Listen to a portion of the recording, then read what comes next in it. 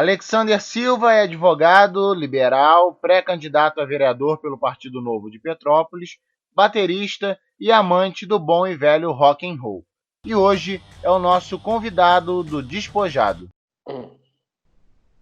Olá pessoal, sejam bem-vindos. Está começando mais um Despojado, um podcast para a gente bater um papo. Meu nome é Otávio, eu estou aqui com o Rafael e hoje a gente convidou o Alexander Silva, mais conhecido pela gente aqui como Alex. Antes de mais nada, antes da gente começar a conversar, não esquece de se inscrever no YouTube, no Spotify, seguir a gente no Instagram e em todas as redes sociais que a gente tiver por aí. Divulga a nossa palavra. Se você tiver sugestão de tema ou de pessoas que a gente possa conversar, manda para a gente aí também nessas redes sociais e em todos os canais de comunicação que a gente tenha. Pode ser uma sugestão de tema e a gente dá um jeito de arrumar alguém também, pode ficar tranquilo. Tem isso. E se a gente não arrumar também, paciência, porque é isso aí que tem para hoje. Alex, obrigado. Primeiramente, obrigado por ter aceitado o convite. Seja bem-vindo. Já vou começar de cara te jogando a bomba aí, porque a gente quer entender o que é que está acontecendo entre o STF, o Executivo e o Legislativo, que está estranha a parada. Boa noite aí, Rafael, Otávio, obrigado. Eu que agradeço aí pelo convite de vocês. Essas tecnologias novas, né, podcast e etc., essas empresas como o Spotify, o Deezer, né, isso está popularizando muito o acesso à informação e a difusão dela, né? E falar de difusão de informação é falar de um filtro que a gente tem que ter aí muito mais aguçado por esses momentos, né? A gente está vendo aí, nós somos aí espectadores do que está acontecendo aí em nível de governo federal, né? Lá em Brasília está um pandemônio, de fato, está tudo pegando fogo lá, o tempo inteiro surge alguma coisa nova. A gente ali não está tendo assim um abafamento dos escândalos, né? Um escândalo atrás do outro há anos, né? Foi no final do governo da Dilma, se protraiu no governo Temer e o governo atual, o governo Bolsonaro, no meu sentido, também não teve lá muitos momentos de tranquilidade, né? Já ingressou com um problema, quando logo que ele entrou, né, o governo dele iniciou, ele já veio com essa história do problema de rachadinha, espreitando ali o núcleo duro da família dele. Vieram outros problemas depois, as questões de protesto, vazamento de áudios para cá e para lá, vazamento de vídeo. O Moro vem e deixa o governo, e aí o Weintraub deixa o governo, e aí tem aquela separação da ala ideológica e a ala mais técnica do governo entrando em conflito. A gente está vendo isso acontecer. Então, assim, e aí no meio disso tudo, como não se pudesse ficar pior, porque entre executivo e poder legislativo, naturalmente, tem que haver um alinhamento, né? E quando a gente fala articulação, a gente está falando da articulação, não necessariamente a gente está falando aqui de mensalão, né? Isso aí foi uma coisa que aconteceu à margem da lei, etc., mas a articulação é própria da política, e negá-la é negar a própria essência do processo democrático e etc., né? Então, enfim, não bastasse já o embate e a comunicação muito ruim entre o poder executivo e o poder legislativo, sobretudo no início do governo, né, onde, de fato, o governo federal, o executivo, tentou fazer uma relação de combate, né, com o poder legislativo, impactar as pautas com base no embate e na pressão da opinião pública. Ele tentou, de fato, o Bolsonaro tentou fazer uma condução nesses moldes, que foi algo que nunca se fez no Brasil. Não que eu me lembre ou que eu tenha conhecimento, né? Sempre foi com base na política, e às vezes não boa política, é verdade, mas sempre foi com base nesse segmento. Mas aí chegou-se, né, ao ponto, né, e aí que eu acho que é o ponto de maior dificuldade do governo, e eu acho que está causando maior rebuliço, é que incomodaram os 11 cavaleiros do Apocalipse, né? E aí, que é o STF, mexeram na boquinha deles, entendeu? E aí a gente viu uma coisa que eu, desde que advogo, por exemplo, eu sou advogado, né? Então, eu vou fazer aí agora 12 anos que advogo, e eu vou dizer, nunca vi o STF tão unido. Entendeu? Virou um clube, né? Virou um clube. Todo mundo Só junto, tem né? papo. Nunca critico. Os caras estão olhando um pro outro falando o quê? Nunca te critiquei, não, pô. Que isso, a gente é Vem parça. cá, dá um abraço. Vem cá, dá um abraço. Tem uma exceção ali, é um órgão, né, ligado ao judiciário, e como tudo no direito, existem exceções. E a única exceção sempre foi o Marco Aurélio, entendeu? O Marco Aurélio Mello, nessa questão aí das fake news, né, foi o único divergente no julgamento do pleno ali, né, e etc. Então, assim, isso aí é a prova de que, assim, estamos enfrentando, assim, uma crise institucional e democrática muito grande, entendeu? Porque o judiciário, ele sempre foi entre aspas, o apaziguador, né? Ele nunca tomou a cabeceira da solução de questões institucionais. Ele sempre, no final das contas, como ele é o último a falar, né? Quem dá a última palavra sobre a Constituição no Brasil é o STF, então ele sempre foi e quando as coisas chegaram lá, sempre diz, fulano está certo, ciclano está errado, Estado está certo, governo está errado, governo federal, e municípios estão todos errados, entendeu? Sempre foi o STF que disse isso, mas ele nunca disse, entre eu e você, sou eu que estou certo. Nunca chegou a esse ponto, entendeu? Eu mando nisso aqui, mano. Quem manda nisso aqui sou eu. E aí isso escancarou, né? Isso escancarou, assim, um tamanho poder que o STF tem sobre todos, inclusive sobre o Poder Executivo, Legislativo e etc. Entendeu? E para gente, e para nós, réis mortais que temos aqui, só sobra os estilhaços, né? Só bala perdida que vem para a gente, porque a gente vê que sempre pode ficar pior, né? A gente vinha aí de um processo democrático, de uma eleição difícil, que foi a última, o governo federal foi difícil, uma eleição, muitos ataques, destruição de reputações de forma indiscriminada. Eu sou totalmente contra isso, entendeu? Então, aí vier... Eu acho que, assim, sem querer te cortar, mas já cortando, essa questão de destruição de reputação ela já vem acontecendo há um bom tempo, né? Mas parece que na última eleição foi o ápice da parada. Porque, assim, a gente tem muita referência dessas fake news e tudo mais que aconteceram nessa última eleição. Mas se você pegar para analisar, tipo, teve isso entre PT e PSDB e PT e... Como é que era o nome do partido da Marina antes mesmo? Que antes de ser rede? Ou já era rede quando ela competiu? A minha vida na política é coisa recente, tá? Então, assim, eu só lembro da Marina na rede. Não, eu lembro que ela... Tinha outro nome. Tinha outra parada, outro nome. Não sei, ela não era do PV, não, que o PV era do Eduardo Jorge. Mas, enfim, eles rede era conhecido como PMC, Partido Mama Centrão, alguma coisa assim. Que absurdo falar assim. Cara, o que acontece? Acabaram com a reputação da Marina na época. Muito pelo fato dela ser evangélica, e o que é bizarro de se pensar que, beleza, o Brasil não quer eleger uma presidente evangélica, e 4, 8 anos depois a gente tem um presidente completamente alinhado à bancada evangélica, e uma bancada evangélica ainda mais forte no Congresso, assim, e acabaram com a reputação dela dizendo que ela ia transformar o Brasil numa teocracia. Então, assim, e desde sempre, né, cara, já tinha, tipo, o Collor, o Lula, historicamente a gente já tinha os problemas de fake news, essas paradas, mas eu acho que foi o ápice agora por conta das redes sociais e por conta de tudo que acontece na sociedade com essa eleição aí do Bolsonaro. A rede social amplifica a capacidade dessas fake news serem alcançadas milhões e milhões de vezes, entendeu? Eu não sei quanto que isso impacta de fato numa eleição, assim, quanto isso representa o resultado final da eleição, entendeu?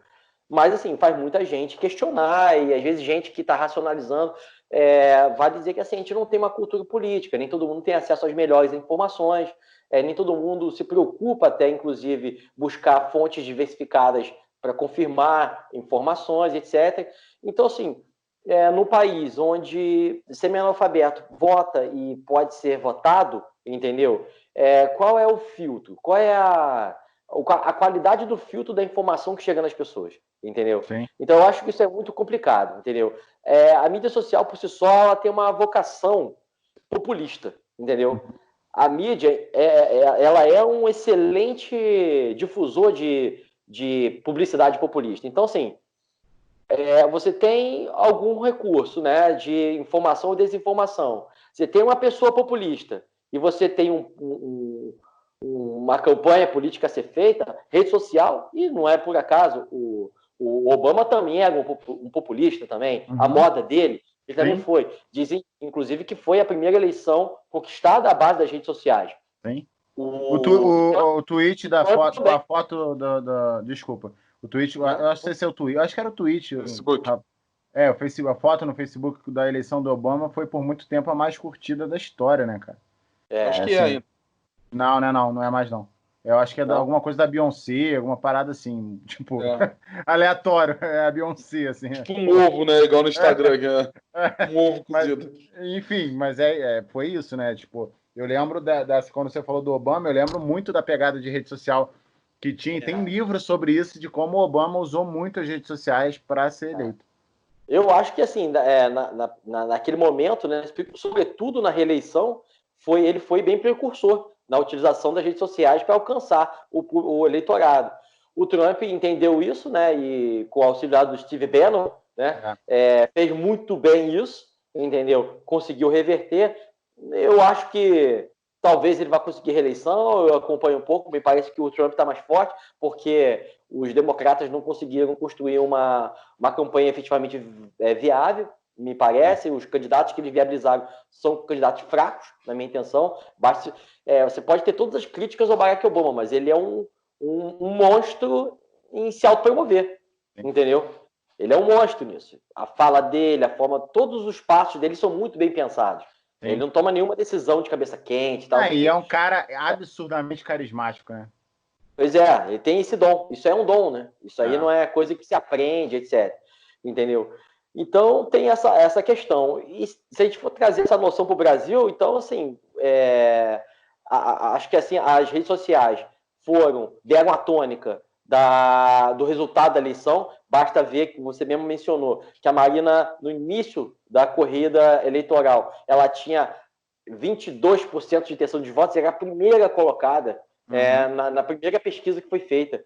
No final das contas, ela ficou atrás do João Amoedo, entendeu? Que o cara nada vocacionado com a política, nunca teve relacionamento com a política, o discurso ainda não treinado, entre aspas, não sei se a intenção dele é essa, mas ele não tem um discurso político polido na perspectiva política tradicional, entendeu? O discurso totalmente diferente, que as pessoas desconfiam, que não estão acostumados a ver uma pessoa falar assim de uma forma não tão politizada. Então, assim, é um processo, né? A gente está enfrentando esse processo, entendeu? E aí o que acontece?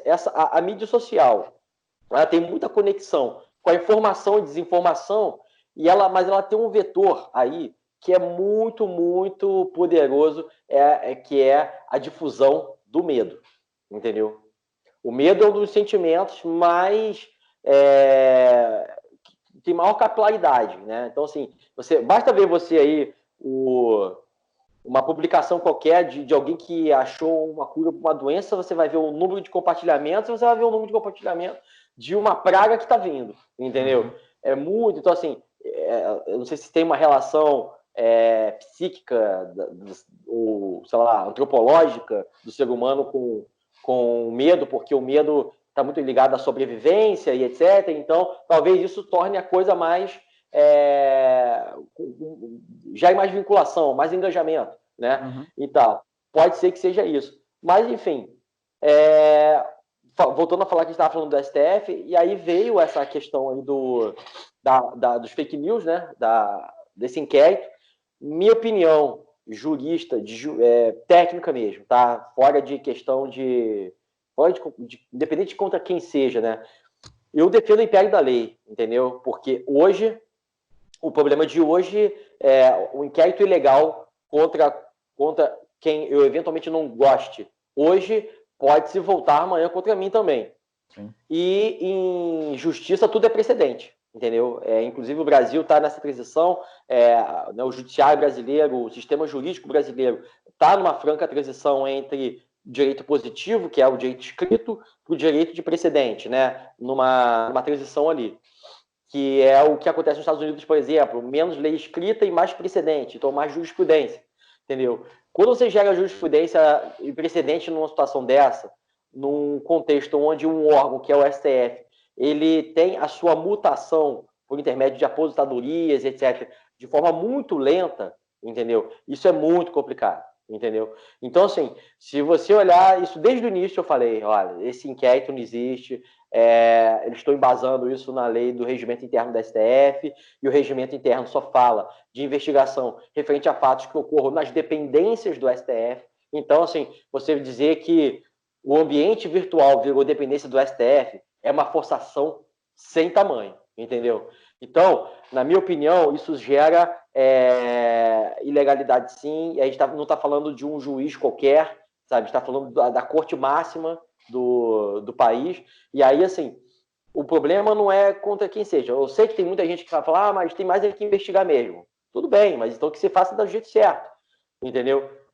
Se tem indício de crime, materialidade, etc., o que se faça. Então, assim, isso tem que ter participação do Ministério Público Federal, ele é o titular dessas investigações, etc. O STF vai julgar, entendeu? Uhum. E aí, no momento em que você, o STF, por exemplo, começa a tocar e bate no peito, e aí, de repente, tem um julgamento no pleno, que 10 de 11 dizem que aquilo tudo está tudo certinho. Cara, isso gera um problema e um risco grande demais para a democracia, entendeu? Uhum. Eu acho que gera, entendeu? Porque quem tem um esclarecimento mais ou menos razoável vai entender que tem algum fio solto ali e tem uma coisa errada, entendeu? Não pode ser assim, quem julga não investiga, quem investiga não acusa, sabe? Quem conhece um pouquinho do sistema acusatório, entendeu? O sistema acusatório judicial sabe que não existe uma figura onde isso possa acontecer. Não existe uma figura jurídica que permita que isso aconteça. Então é um problema, entendeu? E aí é isso, né, cara? Crise orçamentária,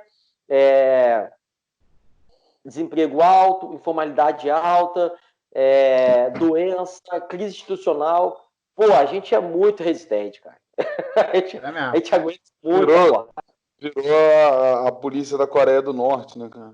Quando começou o negócio do coronavírus, eu li uma matéria da Coreia do Norte, como qualquer matéria da Coreia do Norte pode ser completamente verdade ou completamente mentira, porque a gente não sabe o que se passa lá dentro, mas que o cara tinha sido morto pela polícia, porque parece que eles prenderam todo mundo, quando começou esse negócio, eles prenderam todo mundo que tinha visitado a China. E aí, tipo, o cara quis escapar e a polícia prendeu ele, aí ele foi escapar do cerco da polícia, onde a casinha que eles deram o pessoal ficar isolado lá, né? E aí na matéria dizia o seguinte, ao ver que ele tentou escapar, o policial o julgou o culpado, alguma coisa assim, tipo, o policial acusou e o julgou o culpado e alvejou o tiro. Basicamente. Acusador, julgador e executor da pena, né, cara? Eles estão acusando e sentenciando e julgando e acabou essa coisa. É complicado. Então, assim, a gente olha para tudo isso que está acontecendo e aí quando tudo chega a esse ponto, cara, aí começa a acontecer muita coisa que a gente não está acostumado, coisa que até a gente nunca aconteceu, entendeu? Por exemplo, nunca houve um ativismo do STF nesse nível. O judiciário no Brasil, ele sempre foi muito ativista e isso não é de agora, tá? Isso aí é uma questão de muito tempo e isso acontece em todas as esferas. Isso acontece na esfera municipal, estadual e federal, entendeu? Tem juízes, por exemplo, magistrados, que eles são tão ou mais importantes numa cidade pequena, por exemplo, que ele manda em tudo. De cabo a rabo, entendeu? Se pegar uma chamada juiz de vara de primeira instância, né? Que é juiz vara única. Então, naquela cidade, o juiz é o juiz federal, ele é o juiz trabalhista, ele é o juiz civil, é o juiz tributário, civil e família. Cara, se ele morar lá, é certo que ele sabe a maior parte dos problemas de todas as pessoas, entendeu? Daquele lugar, entendeu? Porque quase tudo vai parar numa única vara. Então, assim, esse prefeito dessa cidade, ele vai pedir bênção para esse juiz o tempo inteiro, entendeu? Porque é muito poder e etc, etc. Às vezes, sim, o judiciário tem que entrar e fazer com base na lei, moderar e aplicar a lei ao caso concreto, resolvendo conflito de interesses. É a função do Poder Judiciário. Mas o caso do STF, nesse caso específico, apesar do Bolsonaro, inclusive, para mim, como jurista, entendeu? É um tapa na cara, porque ele, assim, eu fico pensando no estudante do curso de Direito hoje, que está fazendo Constitucional 1, entendeu? Ou Constitucional 2, que está vendo essa parte de controle, etc., e competências, divisão de poderes, né, e tal. Ele está ficando doido, sabe? Porque assim, o que está no livro, inclusive do Alexandre de Moraes, inclusive no livro do Gilmar Mendes, é totalmente diferente do que eles estão fazendo. Então é louco isso. E aí, assim, e aí o Bolsonaro fala lá as besteiras dele, né? Vai para protesto, agora ele tá manso, porque tá com outros problemas, e etc. Tá um pouco mais manso. Parece que pegaram o pé dele por outro lado, né, cara? E aí eu acho que aí ele parou de enfrentar, né? Ele sempre soube que isso seria um problema. Ele só não sabia quando acontecer. Ele tentou segurar, entendeu? Na minha opinião, tentou manter as coisas quietas ali e tal, só que... não à toa o cara tava na casa do advogado do Flávio, né, cara? Porra, ele sabia muito bem onde ele tava, né, cara? Pô, vou deixar esse maluco aqui. Deixa o cara curtindo até a casa maneira, né, e tal. Cara, pô, zoando o Cruzeiro ainda, secando o Cruzeiro pro Cruzeiro cair pra segunda divisão. Pô, deixa o cara viver a vida dele lá, de boa. Pois é. E aí, o que agora que é vascaíno, inclusive. É verdade. E aí, então, cara, esse é o problema. E aí o que acontece? Eu acho que houve uma mudança agora de comportamento, né, do Bolsonaro especificamente, que é o seguinte. Ele sentiu que não dá para continuar essa brigalhada desenfreada o resto da vida, entendeu? Só que o núcleo duro de apoiadores dele, que é a faixa aí dos 30 e poucos %, né, que ele tem de apoio duro, tipo, o Moro não saiu, o Moro saiu do governo do jeito que saiu, atirando, e não mexeu esse meio. O Weintraub saiu, não aconteceu. O filho dele, que é o suposto vice-presidente do Aliança pelo Brasil, entendeu? O futuro vice-presidente do Brasil, está com implicações gravíssimas, entendeu? E não houve alteração nesse núcleo, entendeu? Então, assim, esses 30 e poucos % que ele tem aí, já coloca ele no segundo turno, ele tem consciência disso. Tem que acontecer algo muito mais grave para abalar aí essa estabilidade mínima de apoiadores. Só que, assim, no exato momento em que o Bolsonaro tenta aliviar a atenção para ele continuar a governar, ou agora tentar governar, uma vez que ele está perdendo muita gente técnica no meio do caminho, entendeu? Ele começa a ter um enfrentamento por parte dos apoiadores deles que não entendeu ainda que ele já aliviou a pressão. Essa galera não aliviou, o núcleo duro dele não aliviou a pressão, entendeu? Então eles vão continuar xingando o Rodrigo Maia, vão continuar xingando o Centrão, embora o Centrão seja um grande parceiro agora, vão continuar xingando o STF e vão continuar xingando todo mundo. Só que isso já está começando a virar um problema para ele, entendeu? Ele botou muita pilha, botou muita pressão, e aí agora, como controla, né? Então eu pelo menos, né, pessoalmente, eu acho que isso está sendo um problema para ele, entendeu? Eu acho que talvez ele não calculou que seria isso, seria assim. E eu acho também que ele não pode vir agora e retroceder e mudar a chave, sabe? De uma hora para outra. Não dá para falar, tipo, vamos apoiar o Centrão, né? Não dá, ele já soltou os mobs. Se bem que dependendo ele tem, os mobs dele são tão centrado, né? Que se tiver uma mudança desse tipo, vão apoiar e acabou, sacou? Eu acho que ele tem uma base tão forte ali que se ele falar, não, a gente vai apoiar o Centrão, que o Centrão é a solução. Já vi várias pessoas falando, não, o Centrão, o Bolsonaro teve que ceder ao Centrão, né? De certa forma, ele é vítima, entendeu? E aí, esse por isso, né? O Bolsonaro nunca foi vítima de nada.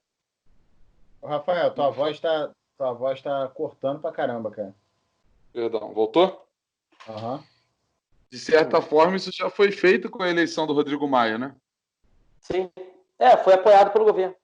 É apoiado pelo governo. O próprio Rodrigo Maia foi apoiado pela base do governo, que era o PSL, até aquele momento. Né? Tinham outros candidatos, mas o apoiado foi o Rodrigo Maia, naquele momento, entendeu? E precisou do Rodrigo Maia naquele momento, entendeu? Por conta já dessa questão de rachadinha e etc., para segurar inquérito e etc., foi quando foi arquivado o inquérito, entendeu? Contra foi suspenso, né, o inquérito por causa da questão do COAF, etc. Então, assim, não teve muito o que fazer, entendeu? Então, assim, se ele tem ou não boas intenções, se ele é ou não corrupto, etc., isso aí só a história vai dizer, entendeu? E a história, ela é do presente para frente, não, sabe? Lá na frente é que a gente vai ver o que foi lá atrás, né? Então, assim, o brabo disso tudo, entendeu? É porque a gente, nós, aí vamos falar da gente aqui, né? A gente acaba ficando na pior posição que alguém pode ficar, porque a gente está vendo, nós, contribuintes, a gente que, eu, por exemplo, profissional liberal, vocês também têm aí a empresa de vocês, de publicidade, etc., começa, não tem jeito, é uma cadeia econômica. Se todo mundo começa a gente começa a ter rupturas econômicas, em algum momento isso vai chegar em você de alguma forma, Sim. Entendeu? De alguma forma. Então, assim, isso chega em todo mundo. Então, assim, até nesse ponto, eu meio que parei de ficar só enxergando os problemas, entendeu? Enxergando os problemas e começar a pensar em soluções, entendeu? Como liberal convicto cada vez mais, eu me convenço de que as principais mudanças da sociedade vão partir muito mais da sociedade civil, entendeu? Com o apoio do poder público, claro, entendeu? Não tem como fugir na maioria das vezes, etc. Mas, por isso eu acredito muito mais nos movimentos da sociedade civil, entendeu? Porque o movimento político ele tem aí inúmeras variáveis, entendeu? E aí, nesse momento, é a hora da gente meio que se ajudar, entendeu? A gente arregaçar a manga e tentar de fazer o nosso aqui, né? Aqui no município, que é onde as coisas acontecem, de fato, entendeu? O SUS do governo federal aqui é gerido pelo município, entende? A agência do INSS está localizada, da Previdência Nacional está localizada aqui para atender a nós aqui. Enfim, todas as outras políticas públicas, como educação também, boa parte do recurso da educação, Fundeb, etc., ela vem do governo federal, mas são efetivadas e ativadas no município. Então, assim, o que vamos fazer, então? Né? Como é que a gente vai resolver essa questão? A gente não pode, simplesmente, enquanto munícipes aqui, simplesmente lavar a mão e esperar que lá em cima o fogo se apague. E não vai acontecer tão rápido isso, entendeu? Isso não vai ser uma coisa que vai acontecer de uma hora para outra. Então, por isso aí que foi que eu comecei também a me envolver com o processo político e me entender sobre isso, sabe? Foi um processo lento. Minha vida, construí minha vida toda na iniciativa privada. Tive uma breve passagem por um cargo público, onde eu pude ter a experiência de conhecer de dentro a estrutura pública, como ela funciona. Já naquele momento, eu pude perceber que é possível aplicar diversas regras de gerenciamento, entendeu? Muito comuns no privado, na iniciativa pública, para tornar mais eficiência. E é um problema, né? Porque o Brasil tem um Estado gigante, né? O Brasil é um país gigante e tem um Estado, né? Uma governança gigante que influencia em tudo na tua vida, praticamente, entendeu? Só que ela é muito pouco operacional. Sim. Entendeu?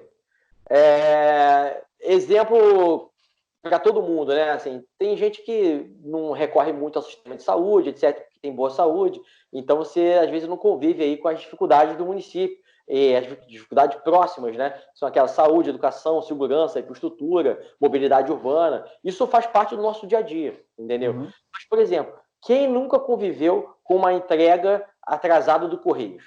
Entendeu? O Rafael sabe bem disso. Rafael ama os Correios. Eu tô aí com algumas encomendas que eu fiz aí, etc., umas coisas que eu comprei, livro que eu comprei, porque justamente nesse momento eu tô tendo um pouco mais de tempo, etc., eu tô tentando estudar, entendeu, etc., e a coisa não chega. E aí, não chega por quê? Por que isso acontece? Qual é o efeito disso? Qual é a origem disso? Por que os Correios são tão ruins? Então, Isso é uma coisa que me incomoda bastante, principalmente no desenvolvimento econômico. Vai falar isso aí, e tem gente que defende ainda. O problema é o seguinte: tem gente que ainda defende ferrenhamente empresas igual o Correio, por exemplo. Tipo, que o Correio claramente não funciona, o Correio Nacional claramente não funciona, e tem gente que ainda defende fielmente o Correio de maneira que, tipo, não, tem que ser assim, é para ser assim, é o jeito que tem que ser.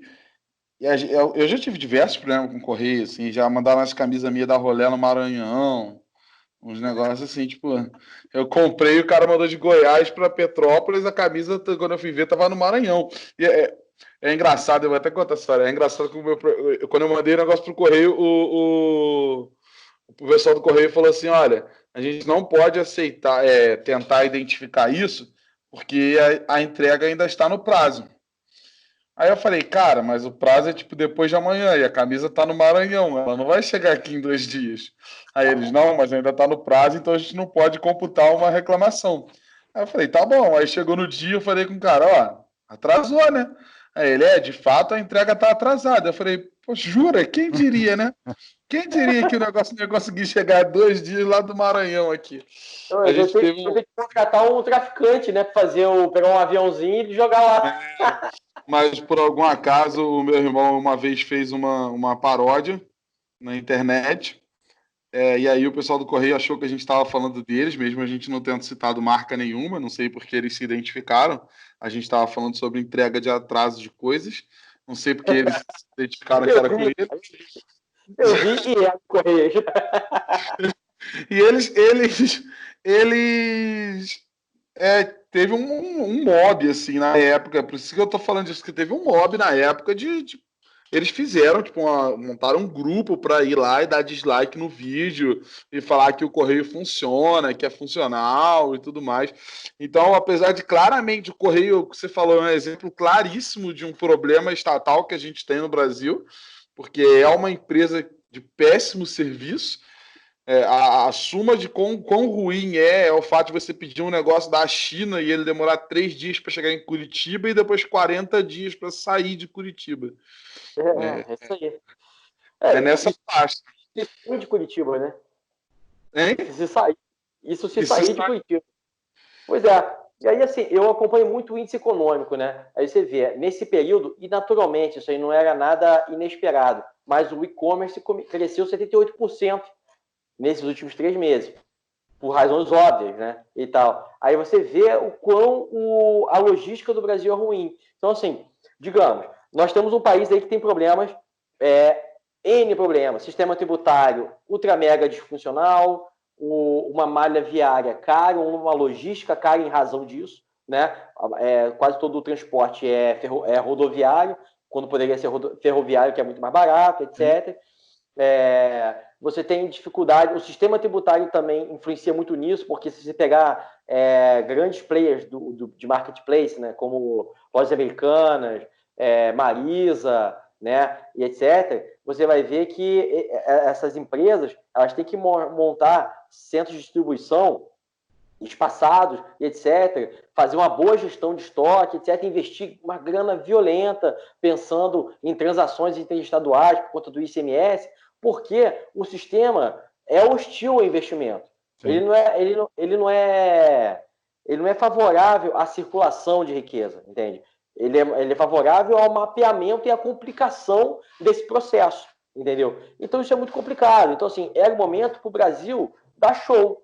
Por exemplo, o sistema bancário do Brasil é excelente, entendeu? Super desenvolvido, melhor do que muitos países. O sistema, né, o que gera a rede de pagamentos, etc. Tem outras questões que o Brasil vai bem, manda bem. Mas, assim, você tem hoje uma expansão, né, do acesso à internet banda larga aí de forma razoavelmente acessível para muita gente. Essas pessoas invariavelmente começaram a consumir em casa, porque não estão saindo, estão evitando, e etc. Shopping fechado, centros comerciais fechados, etc. E as pessoas continuam demandando, né? Então, qual é o problema, então? Beleza, temos que resolver a questão da logística. E aí você vê o quanto o Brasil empurra com a barriga essas coisas, Enquanto o Brasil joga para frente, não, vai resolver. E aí, como é que o Estado resolve os problemas, por exemplo, de uma disfunção dessa? Por exemplo, de logística, né? De entrega, dos Correios, por exemplo. Vamos fazer mais concurso. Entuba a gente lá. Vamos comprar mais carros. Cara, o Correio tem isenção tributária, imunidade, na verdade, que foi reconhecido pelo STF, quanto às suas rendas, portanto, não paga imposto de renda, nem PIS/COFINS, nem nada disso. Os carros do Correio não pagam IPVA, entendeu? Esse Correio, ele está em concorrência direta com a Jadlog, com a Gol, né, com a empresa logística da Gol, enfim, tem outras inúmeras empresas logísticas que têm todos esses custos, entendeu? E conseguem entregar um resultado melhor. Você vê, eu estava comprando aí, eu comprei comprando umas coisinhas agora, recentemente, e aí tudo que veio por uma transportadora privada chegou dentro do prazo acordado, chegou um dia antes, entendeu? Dentro do prazo acordado, por quê? Logística profissional. Ali cara, tudo que eu compro da Amazon é absurdo. Assim, papo de no máximo uma semana chega tudo certinho. Eu não sei se ainda entrega, mas na época que a FedEx estava entregando os negócios da Apple era absurdo. Era tipo coisa de tu comprar aqui em Petrópolis um carregador de iPhone e chegar no outro dia. Entendeu? Tem outras também, outros transportadores mais locais, entendeu? Tipo, que eu já vi a Jadlog, por exemplo. A Jadlog é boa. Chega dentro do prazo certinho, entendeu? Eles obedecem, tem critério, o sistema deles não trava, você vai consultar, sabe onde está, entendeu? A atualização do processo atualizado ali, certinho. Foi umas coisas na Jadlog, umas coisas de bebê aqui, e aí, tipo, eu recebi um e-mail falando que, tipo, não tinha ninguém, porque eu mandei entregar no nosso escritório, a gente está funcionando em home office, então não tem ninguém lá. Eu recebi um e-mail falando que não tinha ninguém no escritório, aí eu respondi o e-mail falando, mas a portaria é 24 horas, pode deixar lá na portaria que não tem problema, e eu falei, no mesmo dia de noite, eu voltei lá, no mesmo dia que eu troquei e-mail para pegar outras coisas, e falei, de repente voltaram aqui e deixaram, né? E tinham voltado e deixado. Aí eu falei, olha como é simples, né? Os caras voltaram aqui depois que viram que era 24 horas e deixaram. Eu tive um problema com o Correio uma vez que, tipo, o endereço estava exatamente escrito na parada, mas a menina errou um número no CEP. Mas o endereço estava exatamente escrito e chegou aqui em Petrópolis. Aí, uma coisa é você falar que, de repente, o sistema não vai reconhecer alguma coisa, mas o cara daqui de Petrópolis, que já estava com o documento ali na mão, não pode ver que, tipo, o negócio que estava na rua, ele não sabe onde é a rua Aureliano Coutinho, no centro da cidade, está escrito ali. Ele não pode ver que tem um número errado no CEP. Não, eles iam mandar o negócio de volta para lá pro sul, mano. Uma parada longeona, e eu precisando da parada, porque tinha um número no CEP errado, velho. É uma burocracia fora do normal, assim. Parece que é feito para não dar certo. Isso atrapalha o desenvolvimento, né? Então, nesse momento, por exemplo, que a gente podia estar experimentando aí outras reinvenções no contexto econômico, porque não tem jeito. Toda crise, entendeu? Ela gera aí, ela passa uma régua de uma galera, né? Uma galera perde, sabe? Por exemplo, muito restaurante, bar não vai voltar, porque o fluxo de caixa deles é suprimido muito rápido, esse tipo de negócio, etc. e tal. Então, não vou voltar, né? Mas, então, como se resolve isso? Vão ter outros players que vão vir, que vão atuar, que vão sobreviver. Você tem que buscar o quê? Reinventar-se, entendeu? Então, por exemplo, teve um caso de um restaurante que eu dei alguma assessoria para eles, foi no contexto seguinte. Ela era venda direta, né? Comprava, fazia o seu estoque e melhorava o produto e vendia comida pronta. Então, era restaurante. E aí ela falou assim, olha, não dá, não tem jeito, não vai dar para mim, eu não tenho como dar sequência ao negócio, vou pagar, vou fechar, eu quero ver como é que eu faço da melhor forma possível. E aí a gente sentou, a gente conversou, e etc, etc, e aí a gente descobriu, eu falei, olha só, eu vejo aqui que existe toda uma inteligência por trás do teu negócio. Por exemplo, você é uma pessoa que compra muito bem. Você tem bons fornecedores e um histórico bom de pagamentos. Então, isso quer dizer o quê? Que você tem entrada com um bom relacionamento com esses seus fornecedores. De fazenda, que compra produto de fazenda, arroz daqui, feijão dali, etc.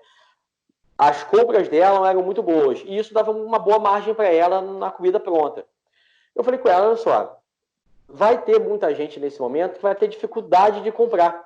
Por quê? Você está com estoque alto. Vamos olhar, você tem um estoque alto aqui e tem muita gente que vai ter dificuldade de comprar até por conta do fluxo de caixa. Entendeu? Ele vai comprar, chamado orçamento base zero, vai ficar ali perto do estoque necessário, não vai acumular muito, etc. Falei, por que você não se torna e muda o teu negócio e passa a ser uma representante de venda desses fornecedores com os quais você já contrata? Porque você já conhece o mercado, já conhece os seus concorrentes, sabe o que eles demandam, então talvez seja o momento de você mudar de segmento, entendeu? Então você, em vez de vender comida pronta, você vai vender comida a ser utilizada por esse restaurante e vamos ver o que dá. Tenta isso. Ela tentou, fez, tá vendendo pra cacete. Então, assim, hoje ela consegue trabalhar com o background dela, né? O nível mudou também o perfil de colaborador também, né? Ela tinha muito colaborador voltado para a operação de restaurante, agora tem mais colaborador voltado para a operação de faturamento, entendeu? E controle de estoque, etc. Ela fez o que tinha que ser feito em relação aos outros os colaboradores e mudou de segmento. Mudou de segmento e está sobrevivendo muito bem. Ela disse que a margem dela, pelo menos, aumentou muito mais. Entende? Então, assim, ela está correndo menos riscos e fazendo melhores negócios. Em outras palavras, é isso. Entendeu? E ainda está ajudando alguns concorrentes dela, que antes estavam lá, que sobreviveram, que ainda tinham um fluxo de caixa melhor. Então, assim, nessa hora que assim, a criatividade vai ser o lance, né? Sempre falo também, é momento de investir. Virou delivery e, portanto, o celular e o computador vai ser o ponto de venda, vamos dizer assim. Então, investir em mídia digital, que é o que vocês fazem, virou a primeira necessidade, né? Demanda de necessidade. Como você vai vender se ninguém te vê, né? E se as pessoas estão vendo num ambiente virtual. Então, assim, eu tenho pensado em muitas soluções desse tipo, sabe, o Otávio e Rafael. Tentando assimilar aquilo do que eu posso tirar do privado, do que eu aprendo e aplico diariamente no privado, no público, entende? Criatividade é indispensável. Uma coisa que, por exemplo, Petrópolis está errando, já deu muito mole, já podia tá perdendo o bonde, entendeu? E, de certo, nem viram isso que está acontecendo, as oportunidades que estão acontecendo. Por exemplo, a gente que é de Petrópolis aqui, a vida inteira viu Itaipava ser frequentado por pessoas que vêm para o final de semana. Quinta-feira, vai embora domingo. A vida inteira, essas pessoas fazem esse trajeto porque o que eles faziam, em sua maioria, advindos do Rio de Janeiro, né, da área metropolitana do Rio. O que faziam eles ter que voltar para o Rio, em suma? Em grande maioria, os seus negócios, seu trabalho, etc, etc, etc. Não são todos os casos que é possível isso, mas no meu ciclo pessoal, várias pessoas voltaram do Rio para Petrópolis e não vão voltar para o Rio. Por quê? Olha, eu vivo aqui, vivo bem, aqui tem boas escolas, e etc, etc, etc. Essas pessoas que, entre aspas, estão vindo do Rio e estão vindo para cá, entendeu? Tem muita gente que não está vindo para cá e está indo para outros lugares. Mas por que não está vindo para Petrópolis? Porque Petrópolis está se vendendo, entendeu? Então, assim, aí nesse ponto, entra com vocês também. Eu acho que o marketing institucional de venda da cidade é muito péssimo. ruim, péssimo. Entendeu? É muito iniciante, é uma coisa muito incipiente, não tem estrutura. Você não tem... tudo em governança pública início, meio e fim, curto, médio e longo prazo. Tudo em governança. Mas você só tem ações pontuais. Bauerfest. Aí Bauerfest faz uma coisinha, que nem teve, coitado. Mal feito.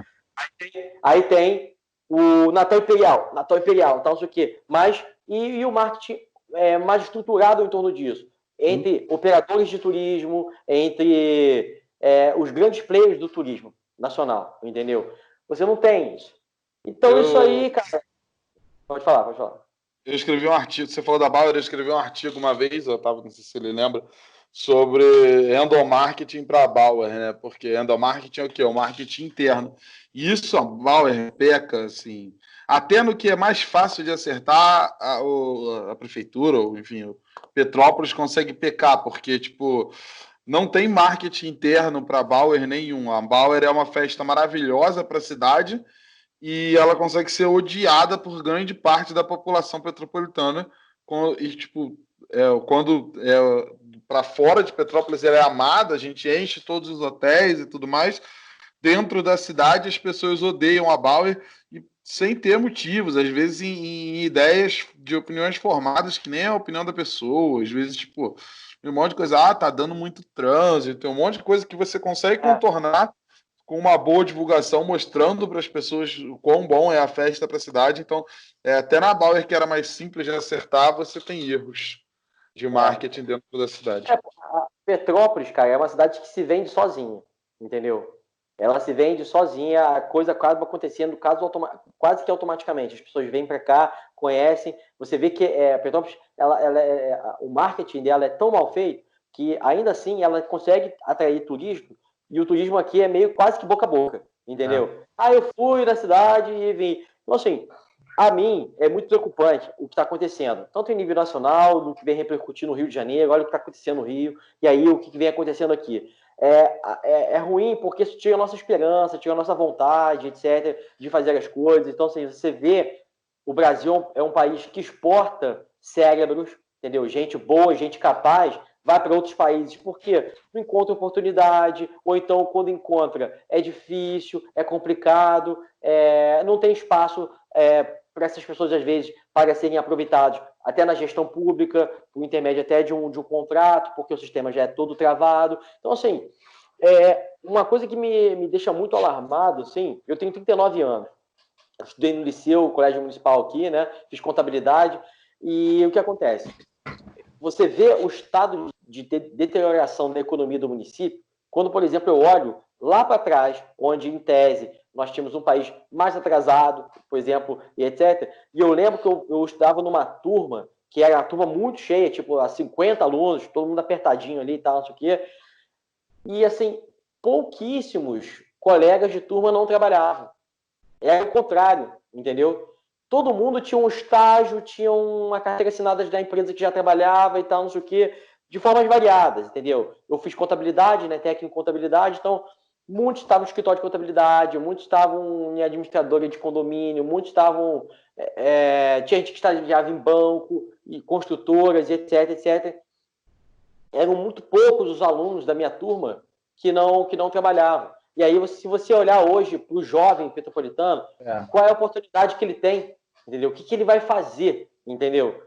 Por mais qualificado que ele seja, entendeu? E agora essa crise não é só local, o Rio de Janeiro também está muito mal, e aí o país está muito mal, e etc. Quais são os caminhos, o que fazer? Mas assim, Petrópolis já vinha mal antes disso tudo tá mal, né, cara? Muito. Bem da verdade é que a gente já vinha aí como um paciente que já vinha mal, assim, tratando de uma doença muito de forma errada, e aí veio esse tsunami de merda que aconteceu em tudo, e aí a Petrópolis se afundou em tudo isso.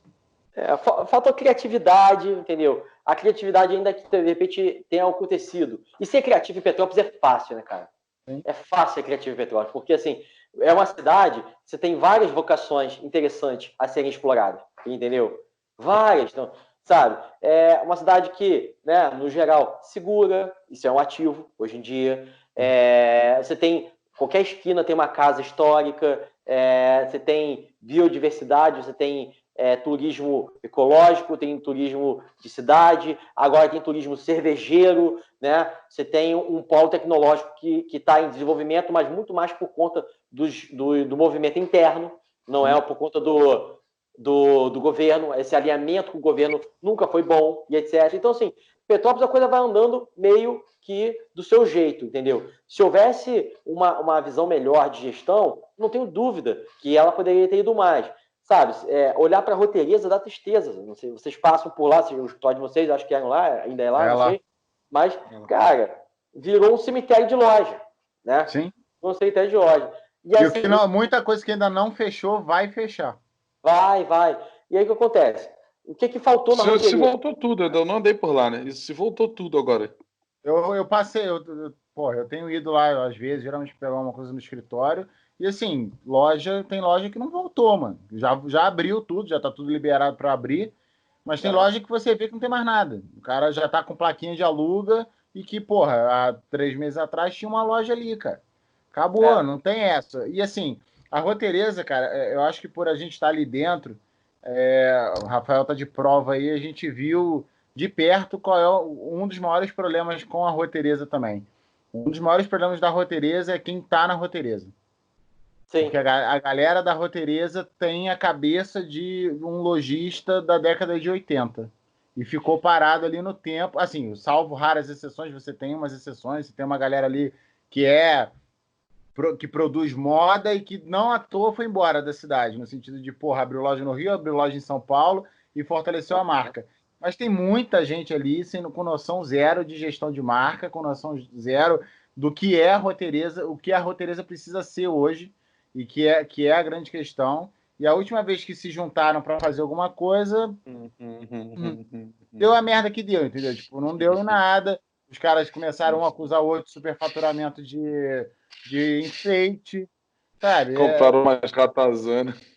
Uma jatazana boladona lá e Umas botaram. ratazanas de Natal. Cara, quando eu falei com o pessoal da Roteria, eles falaram: olha só, o problema de vocês não é só marketing. Marketing é um dos problemas. Gestão de mídia social, gestão de comunicação é um dos problemas da Roteireza. Mas os problemas da Roteireza são muito mais profundos.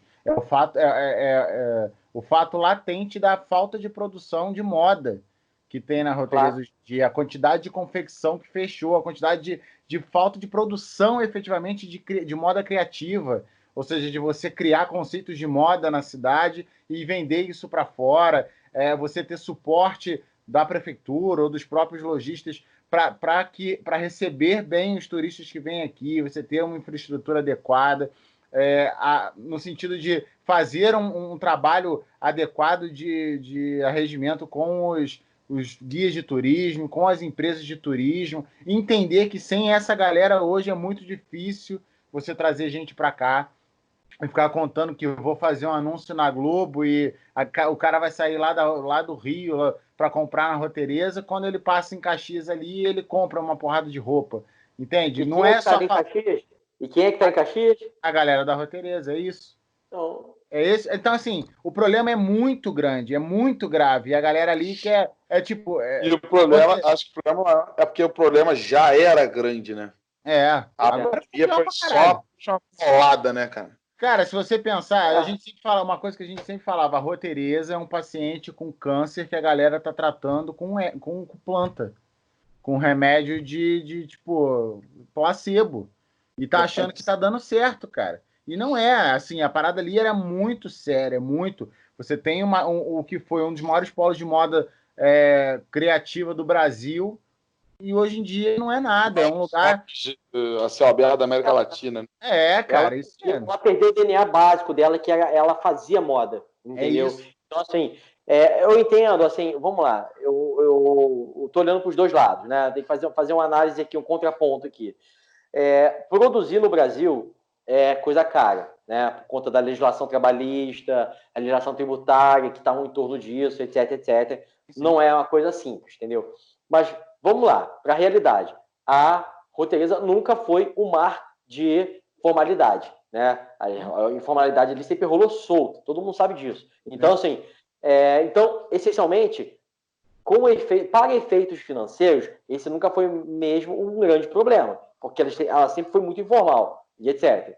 Nota fiscal, muito pouco, e etc, etc. Então, assim, eu acho que, primeiro de tudo, moda criativa, isso sabe, gente boa, produzindo moda boa, com foco nas tendências, de fato, entendeu? E buscar em São Paulo, reproduzir e vender aqui roupa da China não tem muito sentido, entendeu? Não vai ser novidade para ninguém, e também não vai expressar a identidade de moda da cidade enquanto produtor de moda, entendeu? E o outro fato, cara, talvez diversificar a matriz de venda. Então, talvez virar marketplace, entendeu? Porque o marketplace vende o ano inteiro, que você está vendendo para fora, uma estrutura de ship from store, né? Compra na loja virtual e retira na loja física. Hoje, nesse momento, podia estar acontecendo isso. Por exemplo, nós tivemos uma mudança de estação agora, né? Começamos agora o inverno. As pessoas não precisam de roupa, consomem roupa. Eu conheço gente que ficou desempregada, que foi não sei onde buscar roupa e tal, roupa de frio, está vendendo no varejo, porta de fábrica, porta de hospital e tal, isso aqui, está fazendo dinheiro, irmão. Porque as pessoas precisam de roupa. Eu tenho eu não vou citar onde, porque se alguém assistisse, não quero que tenha problema com nenhum tipo de legalização, mas tem uma pessoa que eu conheço, assim, por internet, conheço amigo de amigo, que, tipo, simplesmente meio que montou uma loja na varanda da casa, que é em bairro aqui, e tá vendendo roupa de frio, assim, sabe o que é muito? Igual água, igual banana no mercado, tá vendendo muito. Tá vendendo muito, porque o pessoal precisa. É oportunidade, as pessoas demandam roupa e etc, etc. Agora, tem um fator, cara, que aí eu acho que aí entra um pouco o poder público, né? Eu tive uma oportunidade, uma época, que eu fui jurídico da Faetec, e aí um diretor do shopping Nova América, lá no Rio, nos procurou para poder oferecer espaço para a gente no shopping, para a gente colocar cursos da Faetec lá, né, de jovens e etc. E aí, naquele momento, eu falei, pô, cara, desculpa, eu sei que shopping é uma coisa muito cara, aluguel de loja, espaço de shopping, é coisa caríssima e etc. Aí que eu fui entender, ele, não, você não está me entendendo, você não vai pagar nada por isso. É um contrato de 10 anos, mas eu preciso colocar umas 2.000 jovens diários fazendo fluxo do shopping. Então, assim, o shopping, ninguém é dono de loja, né? Você é como se tivesse uma participação acionária no empreendimento. Então, assim, até a remuneração do shopping, ela não é fixa, né? Ela é de acordo com o que o shopping faz e aí eles vão te pagar. Então, é quase como se você fosse acionista de uma empresa mesmo. Você recebe um valor referente aos seus dividendos. E aí, ele me explicou, cara, olha só, a gente está com uma ala inteira fechada do shopping. E loja fechada em shopping acaba com o shopping. Ó, o da Serra, como é que tá? Loja fechada no shopping acaba com o shopping. Minha obrigação, enquanto administrador do shopping, é botar gente dentro do shopping. Se eu colocar gente dentro do shopping, é problema do lojista vender. Mas a minha obrigação é colocar a gente lá dentro. Então, assim, por exemplo, pensando aqui, é claro que eu estou inúmeras variáveis podem partir a partir disso. Mas, por exemplo, por que não colocar uma parte ou boa parte das repartições públicas municipais na Rua Tereza? Ou até no shopping da Serra, entendeu? Por que não colocar a Rua Tereza? E é claro, cabe a discussão com a área técnica de logística, mobilidade urbana. Mas por que não colocar a Rua Tereza mão dupla, uma vez que ela já foi, entendeu? Ela já foi mão dupla. Então, assim, será que não tem como pensar? Porque, assim, se você botar... As pessoas têm que ter motivo para ir na Rua Tereza. E hoje o fluxo único, praticamente, da Rua Tereza é de quem está indo em direção ao da Serra, que nem é o bairro mais populoso da cidade, entendeu? Então, assim, as pessoas têm que ter algum motivo para ir lá. Então, em outras palavras, é colocar gente na calçada, transitando. Então, assim, eu pego um centro administrativo de Petrópolis e levo lá para Barão do Rio Branco, onde não tem um comércio diversificado. Ali tem um supermercado, um sacolão, um outro restaurante, uma pet shop. E assim, se você tiver que ir na prefeitura, lá no centro administrativo, geralmente quem faz essa parte de documentação da empresa sou eu, cara, você não vai parar na Barão para comprar nada. Você vai até lá, para parar no estacionamento ali próximo, que é o cara que mais lucra com aquilo ali, é o cara do estacionamento. Você vai parar ali, vai fazer o que você tem que fazer, vai pegar teu carro, dar a volta e ir embora, cara. Você não... E assim, ninguém vai a pé para lá. E se for de ônibus, você vai pegar um ponto de ônibus ali do outro lado da Barão do Rio Branco, que também não tem loja de nada, e vai embora, cara. Sabe? Tipo, é um fluxo morto aquilo ali. Eu acho que eles foram tentar na ideia de... Bom, enfim, a gente sabe que tem outras variáveis para essas mudanças que ocorreram na prefeitura, né? Mas, no geral, o cara foi pensar, tipo, vamos diminuir o movimento de carro no centro da cidade, sei lá. E aí morreu essa galera que estava circulando, você não circula mais, cara. No máximo que você vai circular é ir na Queller, ali na prefeitura, quando tem alguma coisa no protocolo, alguma coisa assim. Então, mas aí o que acontece? A gente também não pode criar na logística um problema que Sim. também tem que faz, o que Petrópolis precisa hoje mais? Precisa de dinheiro, comércio, né? O comércio ainda é a principal vocação de Petrópolis, é onde mais vem recurso, entendeu? Então, o que acontece? Não adianta também, beleza, nós vamos ter um trânsito lindo, entendeu? E o desemprego gigante, entendeu? É uma opção que tem que ser feita, entendeu? O que eu digo é o seguinte, também, se a economia da cidade estiver melhor, com o trânsito, ela vai ser muito mais feliz do que uma cidade sem emprego, sem dinheiro, com trânsito. Sem trânsito. Com o trânsito melhor. O trânsito já tem, né, cara? O problema é o seguinte, o pessoal acha que tá ruim, se mexer não vai fazer muita coisa. Petrópolis tem essa cultura de não mexer nas coisas e deixar meio que do jeito que tá, assim. Tem um exemplo que eu sempre cito, que a gente é uma cidade turística, a gente recebe gente de fora o tempo inteiro e a gente tem placa de trânsito com erro de inglês. E ninguém conserta. Não é possível que ninguém nunca olhou e falou, cara, tá errado. Tem erro gramatical ali, não é para estar daquele jeito. Não, a placa de trânsito está com erro de inglês e fica. Eu não sei se vocês passaram, passei hoje, recentemente, pelo centro da cidade, e o Otávio sabe que eu sou um cara que bem focado em leis de trânsito, eu li muito sobre isso e tal. É chato, assim, não, é chato. A pintura de chão tem um porquê. Não é tipo para pintar o chão de qualquer jeito. Quando você faz um tracejado no chão, tem porquê ele é tracejado, tem coisas que significam, assim. E os caras pintaram o entorno da Praça da Liberdade todo errado. Uns negócios que não tem porquê. Tem uma agulha que não é para estar ali, entendeu? Tá errada a pintura de trânsito no chão. São detalhes que, tipo, pra quê, entendeu? A pergunta é essa. Por quê?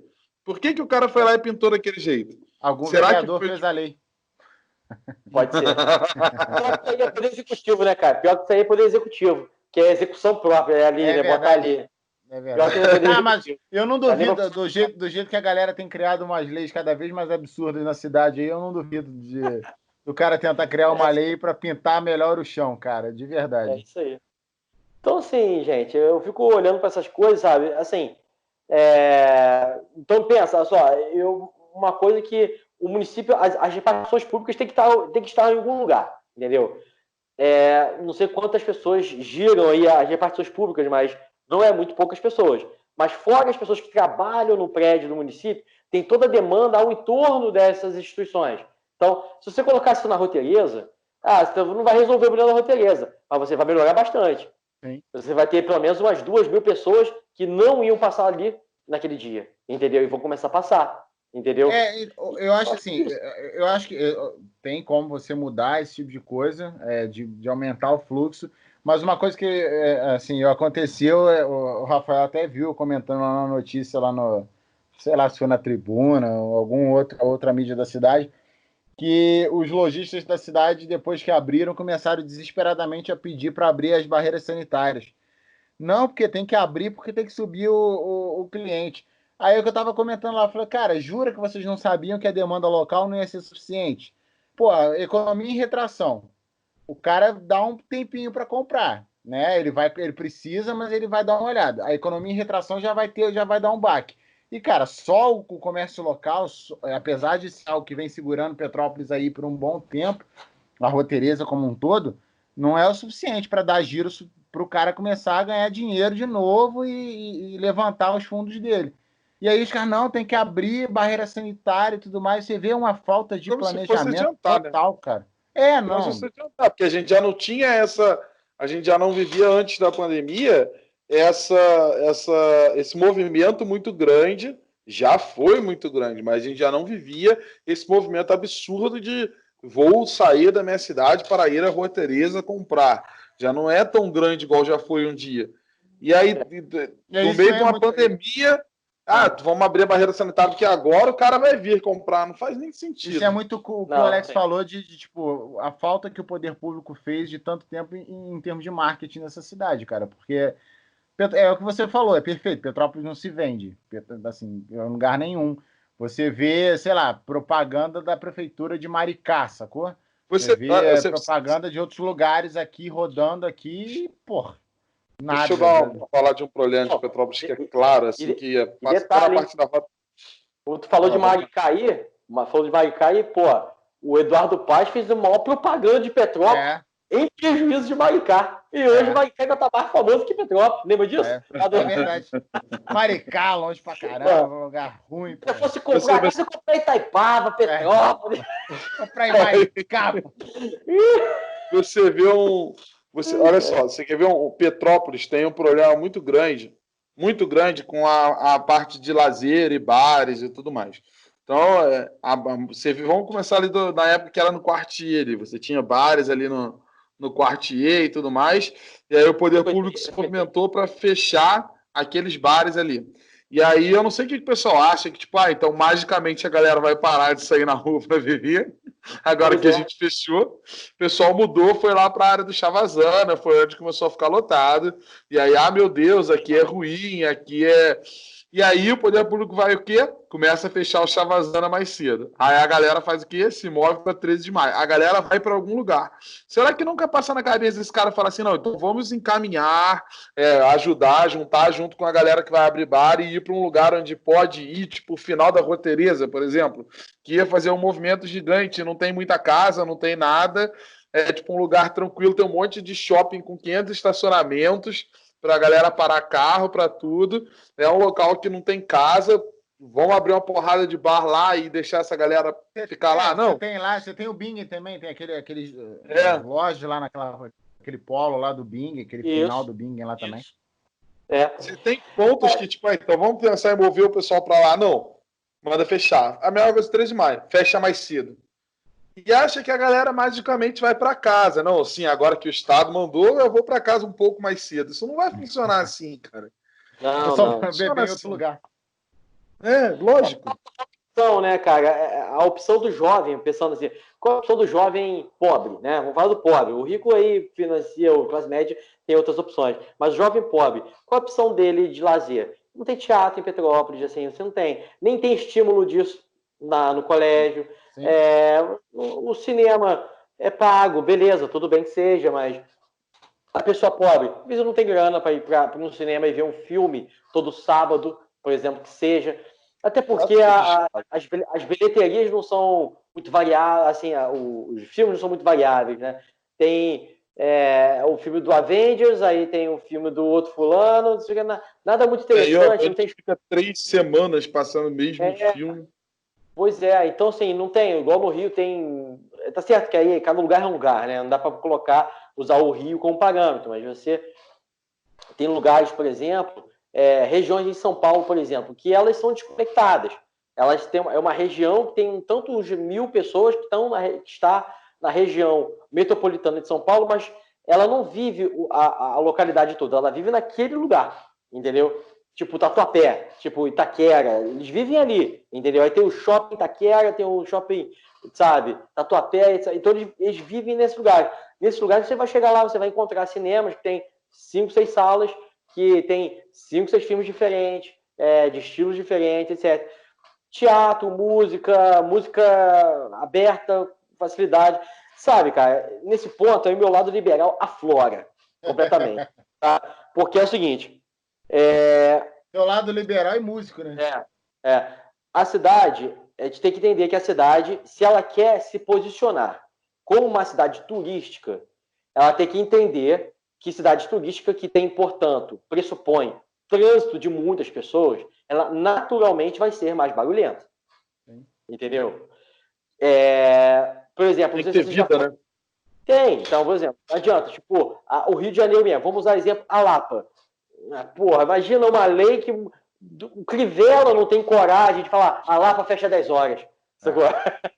Não dá, sabe? Tá no DNA do lugar. Aí, mas eu moro na Lapa e quero ter tranquilidade. Pô, mas aí você escolheu o lugar errado para morar, entendeu?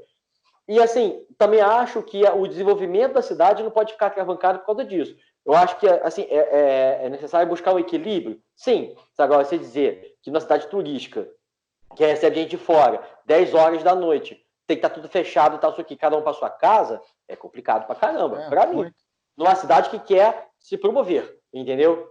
Se nós fôssemos uma cidade, um município muito rico, onde nós não precisássemos de dinheiro, não tivéssemos outros problemas e tivéssemos outras vocações, como, por exemplo, uma indústria que absorvesse toda a mão de obra desempregada, entendeu? E aí eu tenho, sim, talvez, uma opção de fechar às 10. E tudo bem, vai para casa, faça seu churrasco, entendeu? Aqui na rua, tem que segurar, entendeu? Mas aqui não é o que aconteceu. Um monte de empreendimento fechou por causa disso, entendeu? E aí, empreendimento é emprego mesmo, as pessoas vivem de emprego. E aí, o que acontece? É por isso que nós estamos vivendo esse cacete de mundo chato do caceta, entendeu? Por quê? Gente desempregada, na rede social o dia inteiro vendo merda, desculpa aí o termo, gera o quê? Gera o quê? Gera estresse, cara. Gera gente enchendo o saco, entendeu? Porra, entendeu? Vai ficar falando, tu tá mandando um comentário maneiro, o cara vai vir atrás, vai falar uma besteira pra você. Porque o quê? É gente desempregada, chata. Entendeu? Cara, o cara às vezes é hater por falta do que fazer, né, cara?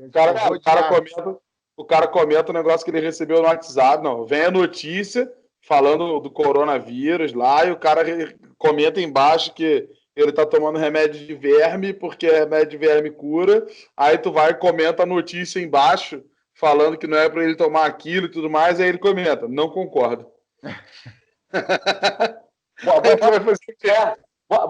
Bota lá, assim,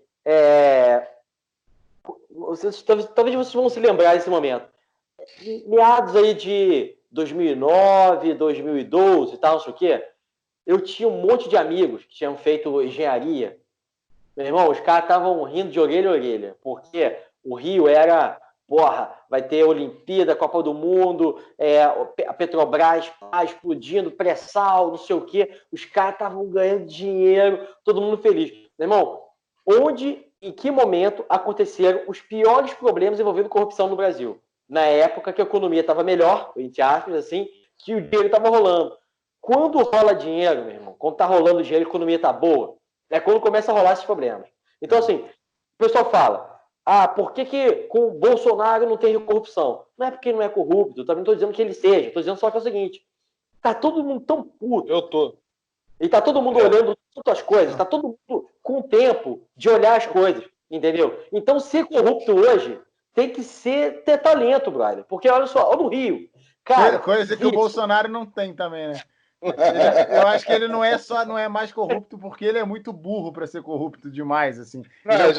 Ele é aquele corruptozinho merda. É corrupto burro. Corrupto bom, corrupto raiz, é corrupto igual o Sérgio Cabral, que rouba milhões. O cara vai me roubar 20 mil impostos de gasolina, é burro.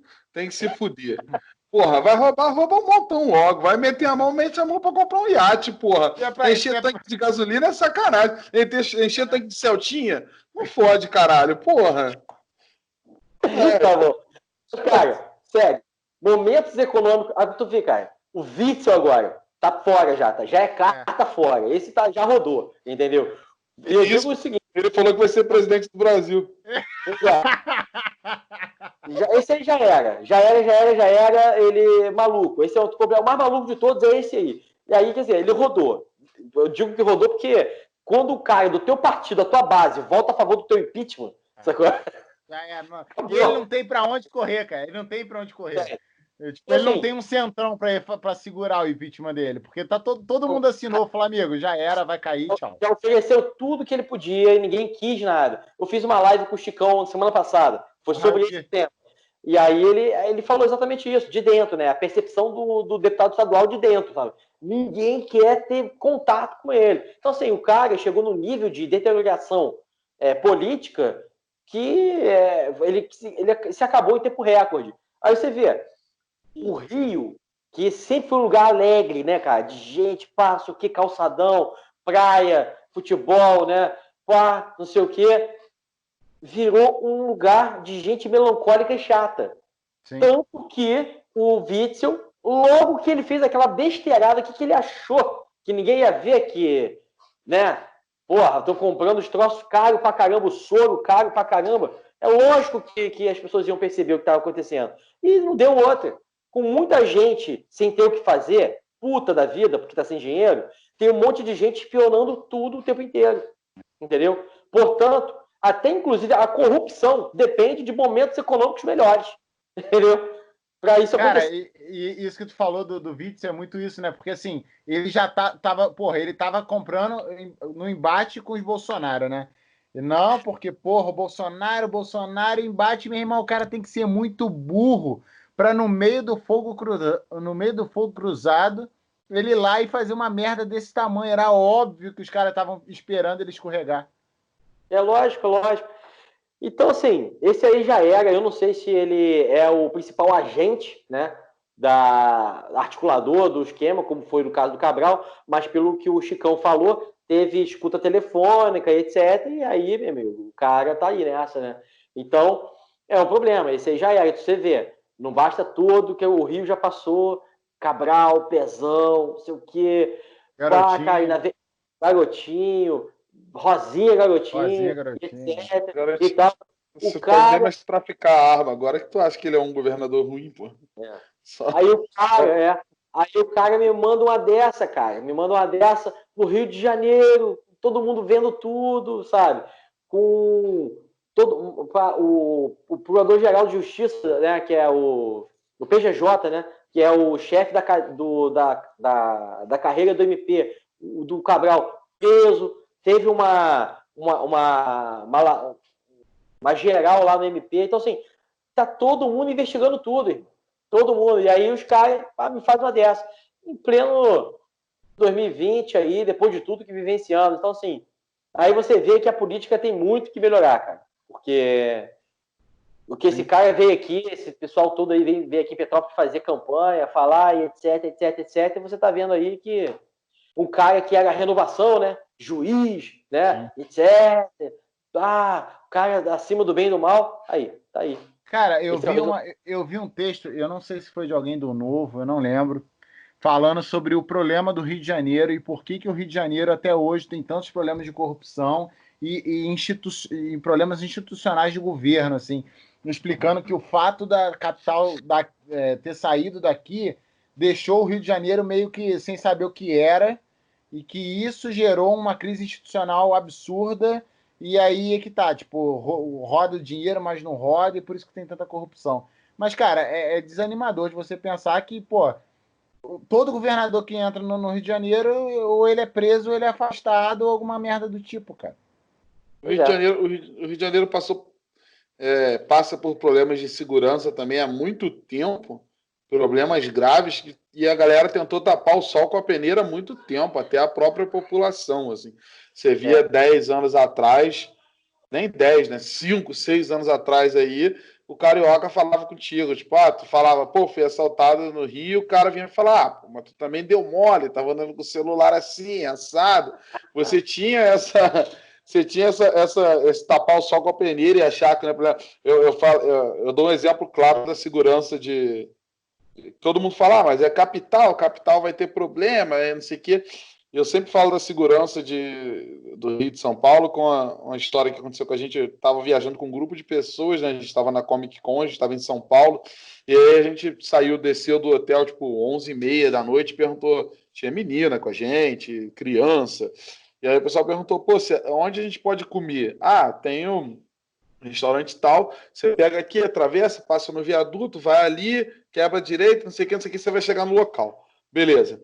Aí, em outro evento, no mesmo ano, em outra ocasião, eu estava com só eu e um amigo, grande também, a gente estava no Rio de Janeiro, e aí saímos, perguntamos a mesma coisa, pô, onde é que a gente pode comer em algum lugar aqui? E a indicação é a seguinte, tem um restaurante ali, mas cuidado para não entrar na esquerda ali, não, porque ele é meio barra pesada. Vai andando reto ali, não pode virar à direita, porque ele é meio estranho, e aí tu vai chegar, entendeu? A indicação é completamente diferente, assim, é um estado, uma cidade, né? É uma cidade que passa por problemas de segurança muito grandes, assim, até por parte de logística e de posicionamento, como é e tal. Verdade, verdade. Tu tá Bom, mutado, Otávio. então, assim, esse é o panorama que estamos tendo aí, mas assim, antevejo aí que dias melhores virão. E é essa que tem que ser a aspiração, não é verdade? Cara, assim, eu admiro o seu otimismo, mas eu tendo a não ser otimista. Eu sempre falo isso aqui. Eu fiz essa pergunta já em alguma gravação, agora isso vai se tornar cada vez mais recorrente da gente esquecer em qual gravação que a gente fez qualquer tipo de pergunta, mas eu vou repetir para você que está mais envolvido com a política do que do nosso convidado até agora, que está mais envolvido com política. Você acha que a gente está passando por uma renovação da política de fato? A gente vê, independente de partido, a gente vê deputados federais muito jovens, o Van Hatten, o Kim Kataguiri, a Tabata Amaral, a Ana, não sei, Campolo, não sei como é que fala o nome dela. A gente tem deputados federais lá, muito jovens, e até deputados estaduais também, em diversos lugares, o próprio Chicão. Você vê uma galera mais jovem exercendo a política já como deputado e tudo mais. Você acha que isso é um começo de uma mudança ou que ainda que é o começo né? Mas é um começo tipo muito embrionário ainda ou já é mais expressivo? Cara, eu acho que essas novas lideranças vão ganhar espaço ano após ano, né? Isso vai acontecer. O que eu acho que a tendência disso acontecer agora se dá muito mais pelo fato de que a política virou assunto de família, entendeu? Se discute família, isso aí. Então, assim, eu vou falar... Se briga com a família, né? Exatamente. No em casa até que a gente tem um bom alinhamento. Mas, assim, eu acho que as pessoas estão mais politizadas porque eu acho que a gente tinha chegado no fundo do poço, agora já está para além do fundo do poço, entendeu? Quando a gente achou que nada podia ficar pior, aí veio a pandemia, entendeu? A gente veio cavando para baixo, né? Então, eu tô com medo já, porque já falaram que tem um Covid novo aí, que foi identificado no porco. Eu falo, Hoje. Tu viu? Tu viu também? Aham. Eu vi hoje também isso. Então, assim, isso aí tu fica com o pé atrás, né? Fica triste, assim. Não é questão de ser otimismo, cara. Eu acho que, assim, de um jeito ou de outro, a renovação ela vai acontecer e a questão é o tempo que isso vai acontecer. O tempo que vai demandar para que isso aconteça, entendeu? Demarcar o tempo que isso vai acontecer é muito difícil dizer, entendeu? Mas que ela já está acontecendo de alguma forma e tem formas aí até disso ficar melhor ainda. Claro que pode, uma reforma política, né? Uma reforma partidária, uma reforma política que incremente limitações partidárias, etc.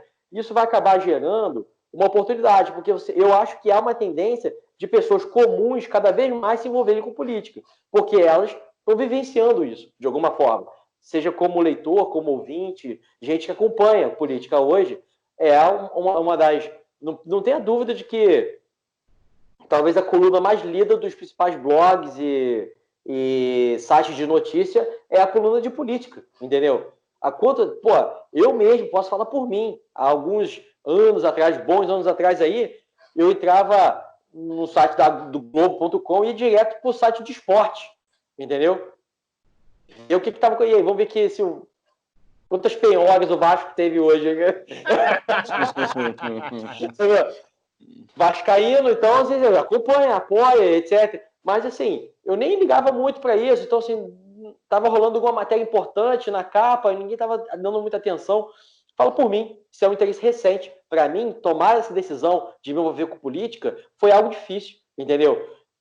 Por timidez de falar com as pessoas, por conta disso aqui que a gente está fazendo hoje, debater esses assuntos de forma tão aberta, etc. Construir um pensamento ao entorno do pensamento político atual, enxergar as nossas necessidades em vista das possibilidades, enxergar as necessidades do povo, da que as pessoas esperam, e conseguindo em você algum tipo de esperança. Por isso que hoje eu foco muito mais as minhas ações enquanto político ou aspirante a político, entendeu?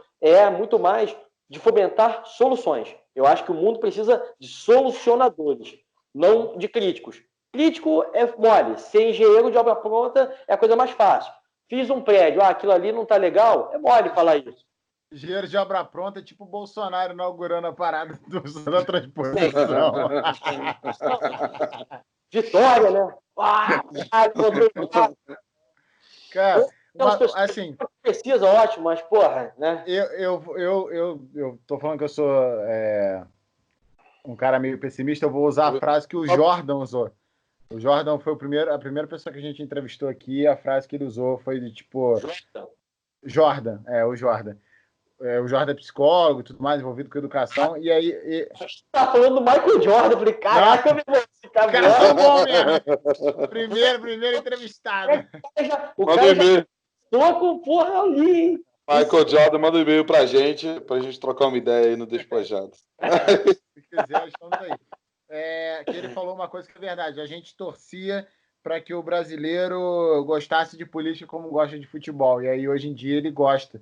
E aí, ele trata a política como futebol. E aí, ele odeia o amiguinho, sacou? Ele, odeia o time rival. Então, para mim, eu tenho um pensamento meio pessimista, porque, ainda igual, você é uma exceção à regra, eu acho, da pessoa que se interessa por política, mas tem um pensamento crítico, de olhar e falar, peraí, eu vou estudar, eu vou procurar, eu quero saber o que é isso. Porque, no geral, o nosso sistema educacional produziu tanta gente sem embasamento de pensamento crítico que a galera começou a pensar em política e começou a achar que é tipo Vasco e Flamengo.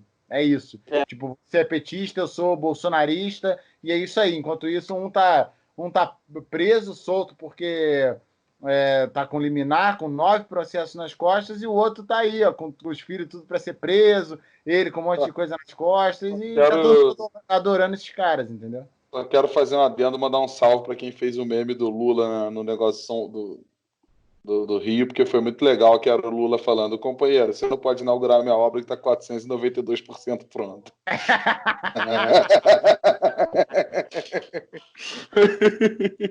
É complicado, cara.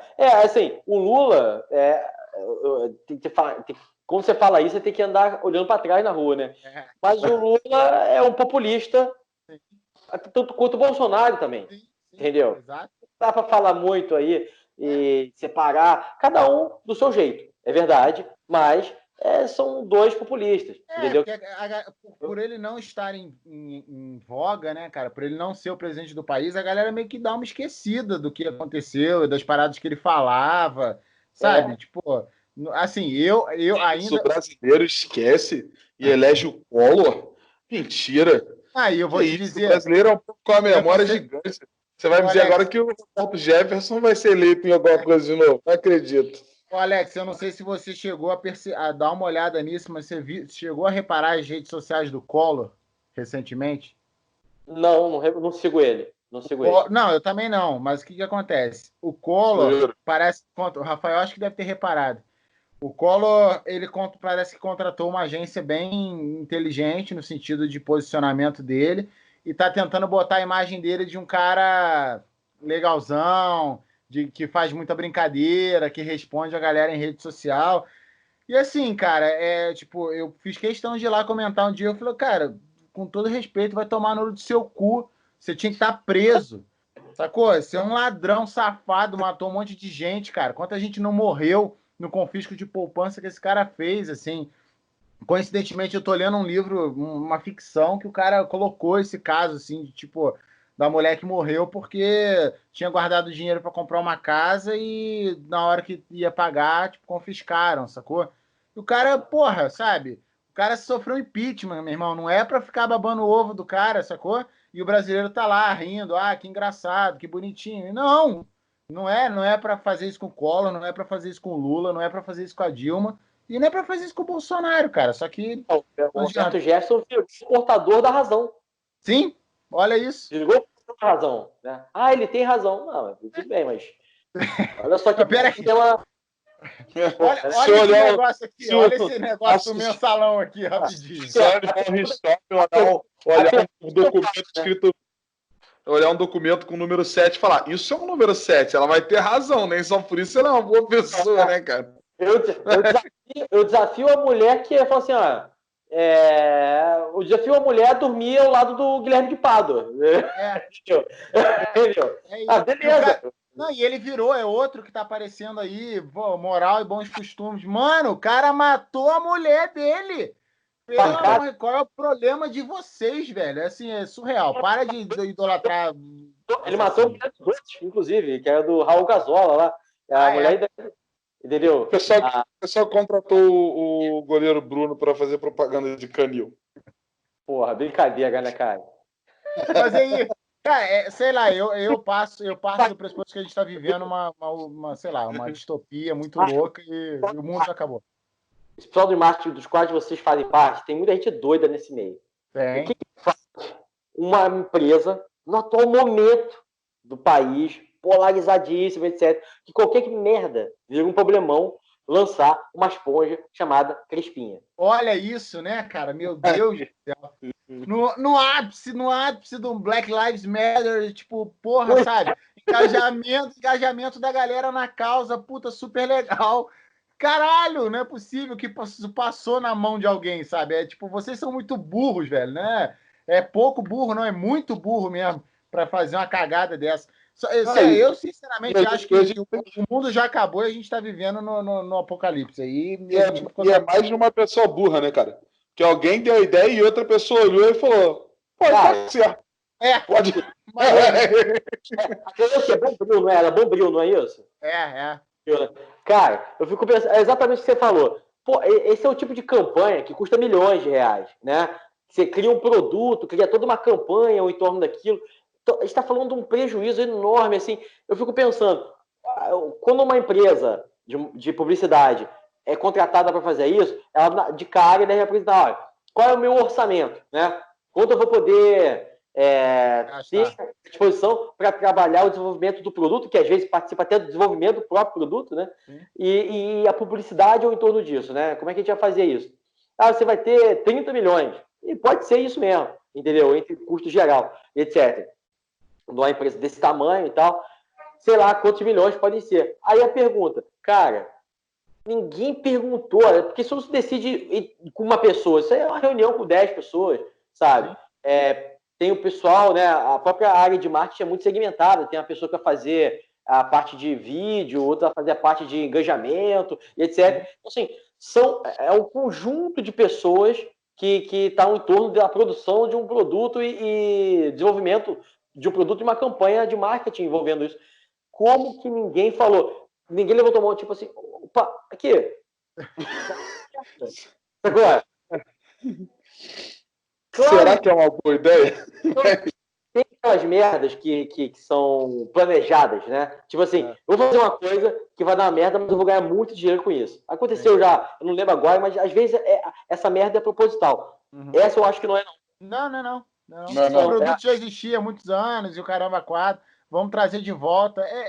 Cara, sabe? E assim, eu acho, e é por isso que o meu desânimo no geral, porque pessoas que pensam assim, que não têm pensamento crítico, essa galera tá em tudo que é lugar, e parece é o que eu falei no último vídeo aí, no último podcast que a gente fez. Parece que essa galera saiu das profundezas do inferno. E assim, do nada, todo mundo saiu. Caramba, Biruliro 2022, e é isso. E, porra, sei lá.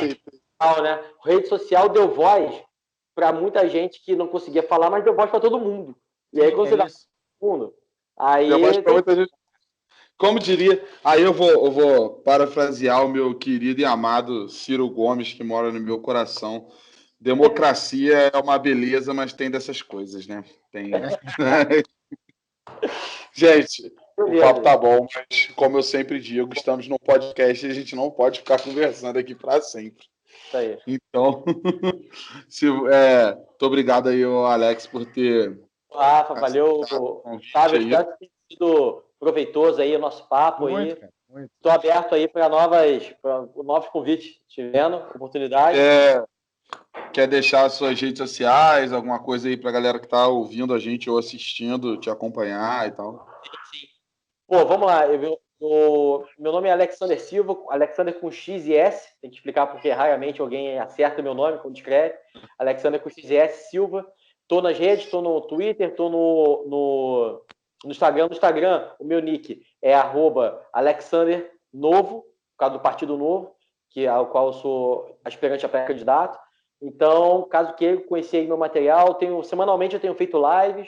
Fiz uma live agora na sexta-feira muito interessante, foi com o Rogério Scher, que eu sempre tento dar essa mesclada de um convidado do meio político, do meio jurídico, e alguém do mercado, entendeu? E pegar várias visões de cada um deles, entendeu? Na última sexta-feira eu tive uma live com o Rogério Scher, que ele é um dos CEOs da empresa, uma das maiores empresas de engajamento do mundo, a Division Wise, que tem aí 40 milhões de respondentes, aí tem muito questionário respondido, então, para a parte de comportamento, até para vocês, fica aí para entender comportamento e engajamento, fica a dica. Legal.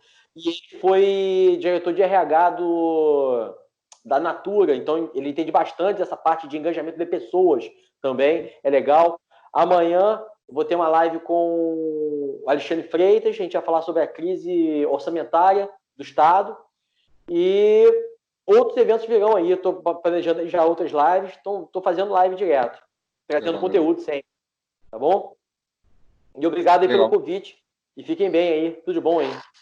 Valeu, pessoal, como o Otávio já falou no começo, não deixem de seguir a gente aí no Spotify para ouvir mais a gente, ou fazer um blém, clicar no sininho aí para acompanhar a gente no YouTube, se inscrever no nosso canal, curtir a gente nas redes sociais, Facebook, Instagram e tudo mais. É sempre bom ter vocês aqui. Muito obrigado. Não deixem de espalhar a palavra do Despojado nas redes sociais. E até a próxima. Valeu, pessoal. Galera. Valeu, um abraço. Valeu.